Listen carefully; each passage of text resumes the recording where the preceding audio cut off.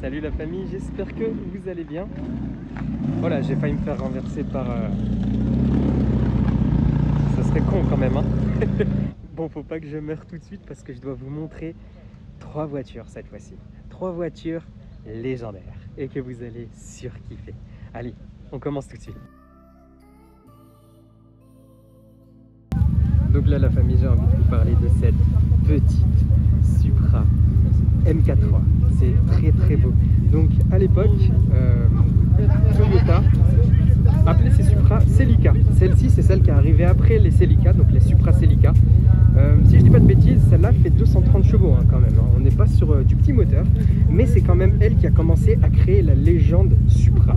Donc au Japon, cette voiture, c'était, on va dire, l'arrivée des vraies voitures. Je sais pas si vous pensez comme moi, mais avec cette coupe, je sais pas, ça me fait vachement penser à la FC3S.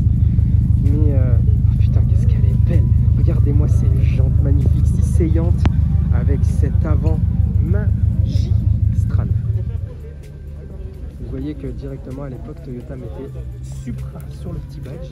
Vous voyez qu'ici il y a écrit TRD, donc c'est un petit peu le AMG ou le M ou le Nismo, comme vous voulez. C'est vraiment une belle voiture, regardez-moi ça comme ça. Ah, quelle auto! Donc 6 cylindres en ligne, propulsion. Très belle voiture. Je sais que je vais pas arrêter de me répéter, mais regardez-moi ça, avec ce petit béquet à séparation très magnifique qui remonte jusque là avec directement d'incruster la petite antenne. Je trouve ça stylé. Je vous avoue tout de suite, hein, je vous le dis, si je peux, je m'achète une FC3S ou une Supra MK3 comme ça, parce que je trouve ça magnifique. Mais regardez-moi ça, les jantes avec du déport comme ça, la couleur est folle, même avec ce temps de merde, je trouve que cette voiture rend tellement bien, elle est juste trop belle.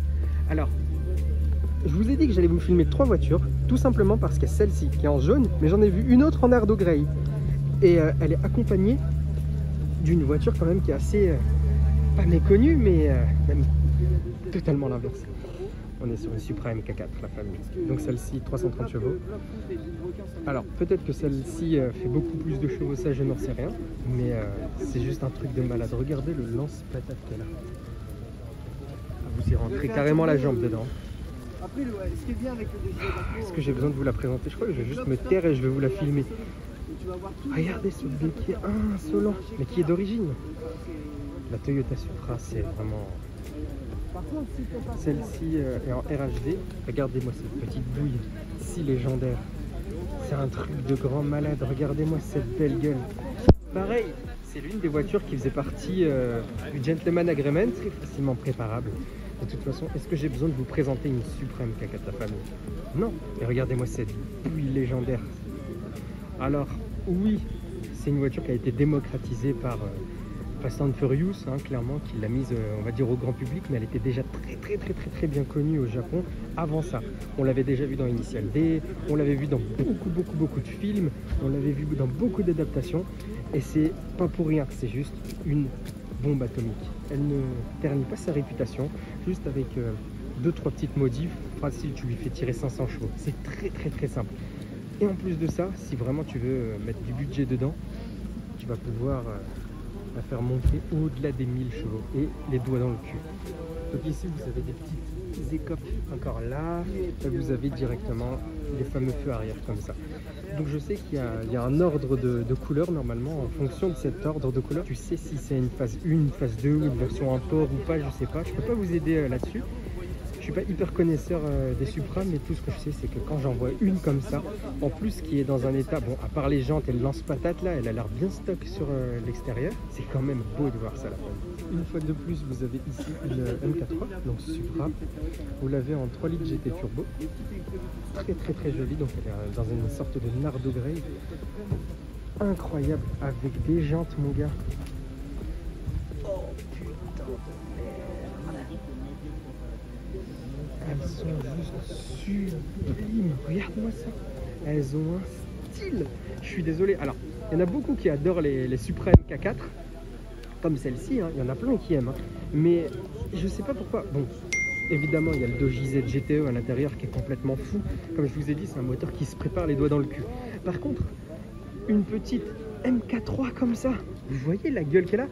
Je suis désolé, mais ce style-là, moi, me plaît beaucoup plus qu'une MK4. Il y en a qui vont aimer plus les Supra MK4 justement par rapport au fait qu'elles soient facilement préparables, etc. Mais en termes de design pur, je trouve vraiment que la MK3 est une réussite, mais vraiment une œuvre d'art. Et si je vous dis ça, une fois de plus, c'est parce que comme je vous l'ai dit, si je peux m'acheter une FC3S, je le fais. Et j'adore justement ce type de châssis. C'est incroyable. Donc la famille, petite surprise malgré tout, vous avez encore une MK3. Donc si vous voyez ces phares là, par rapport à l'autre qui a ces phares là, ceci en fait c'est tout simplement parce qu'elles ont des phares européens et les autres ont des phares JDM. C'est quand même un peu con qu'ils aient mis ces phares là, quoi, tu vois. Mais donc voilà, donc c'est exactement la même. La seule petite nuance par rapport à l'autre, d'une c'est la couleur. On va voir ce que ça donne avec les petits pop-up ouverts. Et vous pouvez aussi remarquer, on va dire, les phases entre les MK3 parce qu'il y a eu plusieurs phases. Donc la petite nuance, on m'a expliqué que c'était, voilà, tu as le logo Toyota comme ça pour les nouvelles phases et sur les anciennes phases.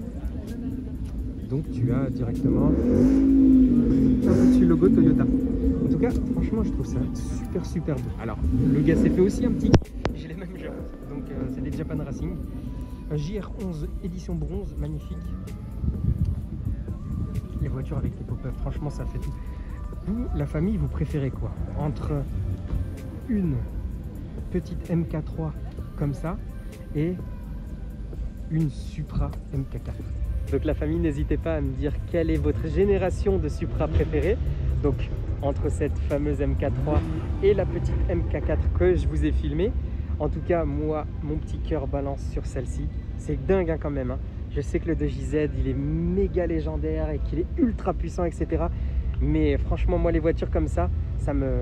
boum, boum, un petit peu comme celle-ci là qui est en train de passer. Rien à voir, je sais, mais bon.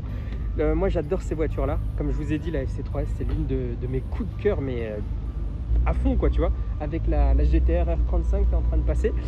Donc, n'hésitez pas, la famille, à m'indiquer. Laissez un petit commentaire. Ça me fait kiffer. C'est comme ça qu'on apprend à se connaître. Et puis, je vous dis à une prochaine vidéo. Ciao, la famille.